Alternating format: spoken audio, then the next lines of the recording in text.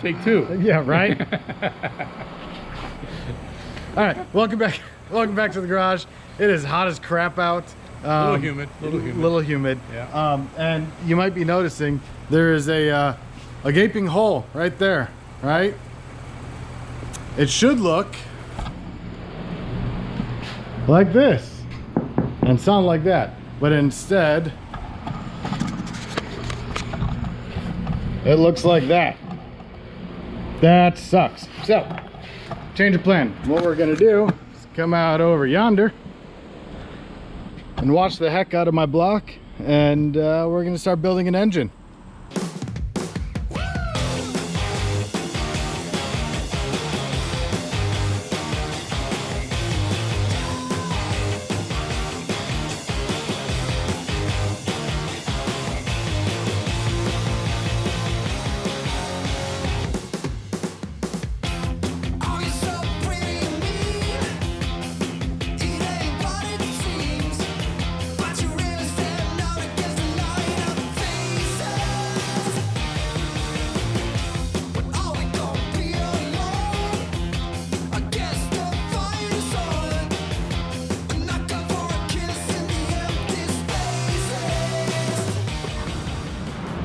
Hi, Margaret.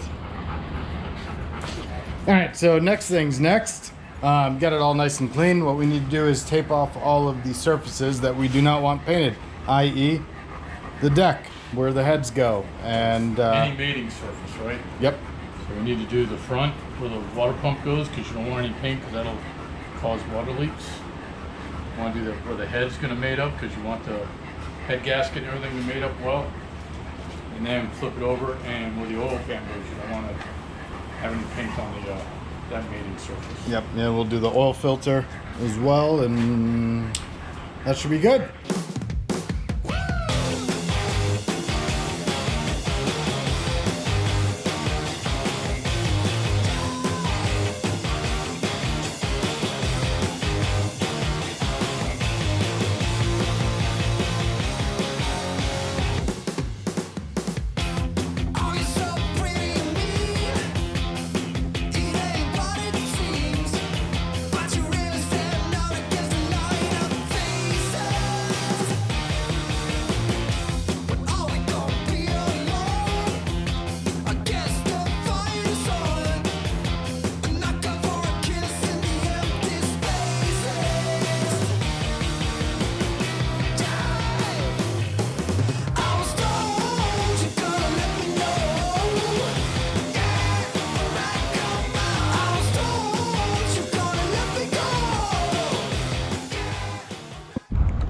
All right, so here is the front of the engine while it's upside down.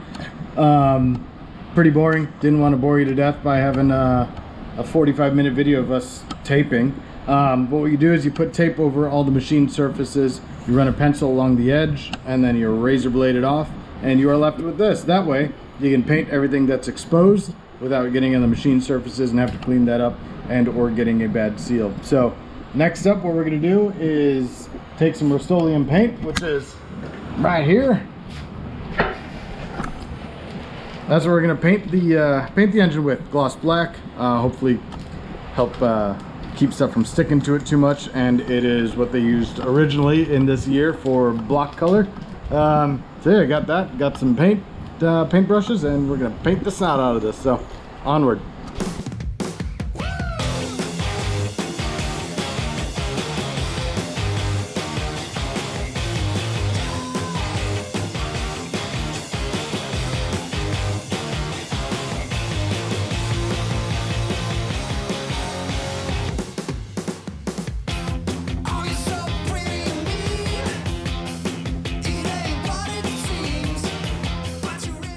Professional.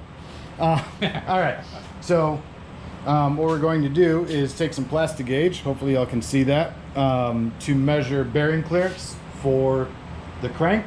We're also going to measure crank thrust, end play, to make sure it's not shifting in and out further than it should. We're going to put everything in dry because we're not spinning it, but we are going to be putting the bearings in. Very important when you do put bearings in, your journals and the bearings should be dry. Do not put them in wet. That's how you get a spun bearing and screw all your stuff up. So what we'll do is take all the caps off, make sure you keep them in order on Fords, at least 289s. They're numbered. They're numbered and they have an arrow. So if you can see that, all right, that says 1 with an arrow. And that arrow goes towards the front of the engine. And they go down the route that way. You know. The middle, so it's number 3, that's where the thrust bearing goes, and what it is a bearing that goes on either side of the cap, and that's what helps keep the crank in position. So anyway, we're going to go ahead and drop that in and start measuring some stuff after we do the bearings. We measured the crank bearing clearance, crank bearing clearance, and how you do that, you install the bearings in the cap and then you do it in the engine as well. We already talked about this, I think. Whatever. You know, if you don't know how to do this, there are people that explain it better than I do. But what I did want to show you is we use Plastigauge, which is that thin piece of plastic, and it squishes in there. And then there's a gauge, hence Plastigauge. So you probably can't really see that very well, but it is right at 10 thousandths clearance, and the specs are anywhere from 5 to 15. So we are smack dab in the middle and good to go. If it's a race car, typically you'll run a little bit looser, so closer to the 15 thousandths, so there's less friction. But it's not a race car, it is a quasi race car. So right in the middle is good enough. Next up, we're going to toss the cam in. We have cam. Hey, look at that. With the eccentric, because I will be using a mechanical fuel pump, nothing rubs, which is always good. Then we have the crank, which rotates a little snugly, but does rotate with a deal on the end there. That's fine. So next up, what we're gonna do is we're gonna flip the engine over and check piston ring gap in each cylinder. The great process of our age is rebuilding an engine. What an idiot.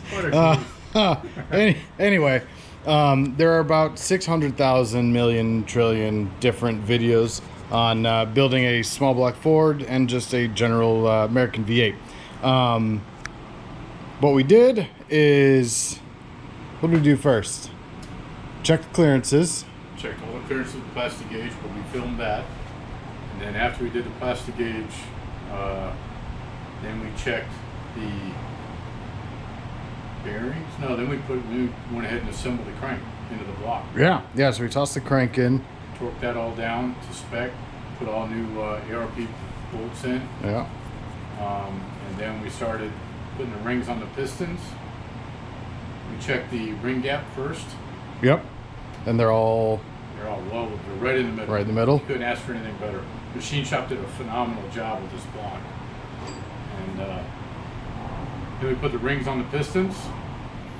Figured out that the machine shop, in their phenomenal job, actually numbered the pistons because Joe was smart enough to get everything balanced while I was at the machine shop. It's only money. Because he wants to turn 7,000 RPMs with this thing. I think it's going to fly apart at the seams when he tries that, but we'll see. Look, no, I'm just kidding. Jack. No, I think it's going to do great. Then after we check the ring gap, then we put the rings on the pistons. I already said that. And then we put the pistons into the bores. Put the cam in? We put the cam in before we did the pistons. Yeah. Because that's much easier. Yeah. It's easier doing that before we put the crank in. Yeah. Because you can actually reach down in there and support the camshaft when you're running through the block, so you're not beating the heck out of the cam bearings. Then we put the crankshaft in. Then loaded pistons. Loaded the pistons. Made sure that we used fuel line over the rod bolts, so you don't scar up the crankshaft when you're running the pistons down in there. Yep. Then we used this wonderful contraption. Oh man, the finger slicer. If you're going to do your own engine rebuild, do not buy this. Buy one that is actually, I don't know, has some kind of engineering behind it, because this one doesn't. Help me, I'm poor. Then what? What do we do after that? So you got that all tightened down to torque spec, and then we assemble the front of the engine. And that includes Chain. Timing chain. So there's a Cloy's double roller in here with an adjustable crank gear. So if I want to advance or cam gear, thank you. Advance or retard the timing, I just need to pull that off, turn it over, toss it on, job done. Got that cover on, got the water pump on, installed the harmonic balancer, and got a fancy new Milodon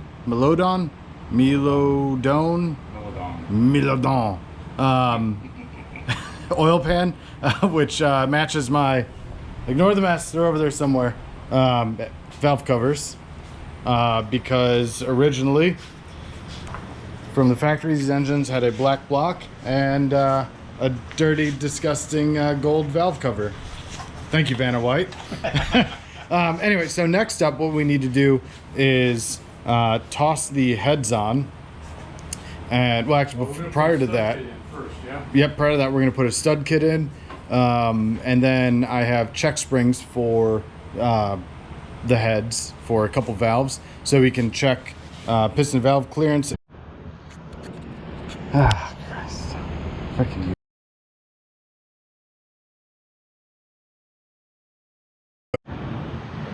hot damn! Look at those heads. Head. So, One. There's only one. oh yeah, head. So I opted for the new fancy Twisted Wedge 11R. It has a 160 intake, 205 intake, 160 exhaust. Hell, I don't know. But they fit, and they are awesome, and they flow a ton of air. And there's Maggie. Say hi, Maggie. She doesn't care. I'm really excited about these. I'm over the moon. They should flow plenty. Well, they absolutely will flow plenty. They will flow more than my engine can make. So, I'm excited. That's all I gotta say about that. Bye. I've done an absolutely atrocious job filming any of the stuff I've been doing on this. So my dad had to take off, head back home, so I started working on this on my own. But let me show you what we done did. As you can see, progress has been made. I'm using a roller cam, so I have some retrofit link bar lifters in here. They are hydraulic rollers. And what else am I doing down here? I think that's it in the valley. You know, you've obviously seen the heads, and they're awesome. And I am really, really excited about them. One thing that I needed to do was figure out, I'm moving all over the place, figure out my push rod length, right? So this is a push rod checker tool, which I taped in place once I figured out how long it needed to be. Goes in there. It sets right in the lifter right here. That's that little vertical bit right there. Your rocker goes on the stud, rides on there, pushes on the valve. When that rotates, boom, Bob's your uncle. The problem is I have aftermarket lifters, I have aftermarket heads. I did have some block work that I had to get done. I'm using aftermarket rockers, or lifters, rockers. Nothing about this is stock. It's all very, very close in a lot of ways, but it's not actually stock. So had to do a lot of experimenting and fiddling around, but ultimately, I don't know if you can see that shiny bit in the middle? That's my wear pattern. 6.750, and that includes the lash in there. It was actually 6.95, something like that, and I added 50 thousandths for lash. So that's good.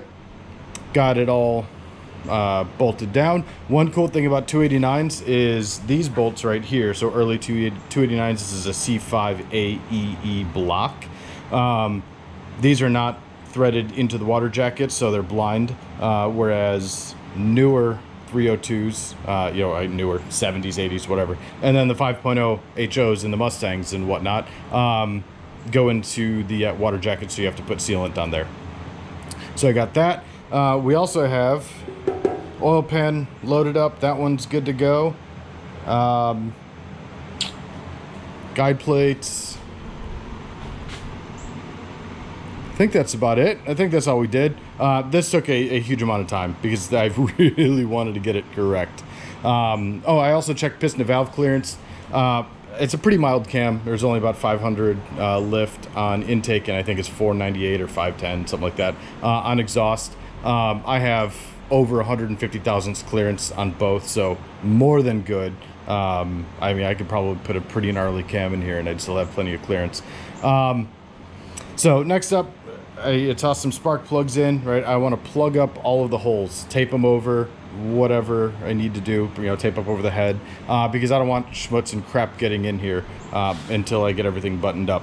But yeah, that's as far as I've gotten right now. Next up, I'm gonna toss the other head on, I guess. Onward. All right, I think that's where I'm going to wrap this up for today. Don't worry, we'll go through the intake and all that stuff, but I need to get my push rods delivered first. Anyway, so as you got both heads on, I have everything taped off on the heads just to keep crap from falling down there. I'm gonna put some rags in the intake valley there. I got my fancy new fuel pump on, oil pressure sending unit, and I mocked up. I ended up getting adjustable motor mounts, right? So you can adjust front and back, and then you can also adjust left to right. I don't know if anything is tweaked on the front end, so this will help from an exhaust manifold clearance. I did get shorty headers, right? So they'll only come to probably here-ish, and they should be pretty close to the block, but who the heck knows? But yeah, so that's where we are for today. And then at some point, I'm gonna fill this stuff in. Well, would you look at that? Since I left you last night, I have changed my shirt, more grunt style, still rocking the goofy hat. But anyway, bolted on the intake, and how you do that is following this runner effectively, and then kind of following back along here. There are rails, right, that the valley ends at. Some people, I think, call them China rails because it looks like the Great Wall of China, I guess. I don't know. I have no idea. But actually, let me swing around here. You might be able to see it. So before you put your intake on, what you need to do is run a bead of RTV. This is obviously squished out, which I'm good with. So you run a 1/4 inch tall bead of RTV on the front and the back. Then you put in your intake gasket, and you ever so gently put your intake manifold down. I went with the kind of cylinder head bolt down approach, so I did it in 2 stages. So I nipped everything up in order, the appropriate order. And then I did an initial torque, and then I did a final torque. And final torque, I think I did 225 foot-pounds, or inch-pounds, 225 foot-pounds, 225 inch-pounds, which is about 20 foot-pounds. And the manual called for 18 to 20, so calling it good there. I'm not going to be putting on my valve covers just yet. I actually might toss them on just to prevent crap falling in there. But I ordered up my my push rods, so I need to wait for those to come in. Then I can toss all my rockers on, and then we'll be good to go. So next up, what I'm going to do is figure out where I want, you know, you have coolant passages and everything else coming off the intake, figuring out where I want all of that stuff to go, and bolting on my water neck. So that's up next, and I'll bring you back. Oh wait, hold on, one more thing. I bolted my headers on. Again, I went with shorty headers just to help improve clearance. One thing that I like about these are Patriot headers, is the angle, right? So the spark plugs are angled on the heads, and then how the runners actually fit. Pretty good access, right? One of the biggest problems for access to spark plugs is, was that number 7 right there? It'll probably be a pain once it's in the car, but from here you can get underneath this runner right here pretty easy. But anyway, Patriot headers, everything went on well. No issues there. We'll see when we get in the car. But anyway, onward to adding stuff to the intake.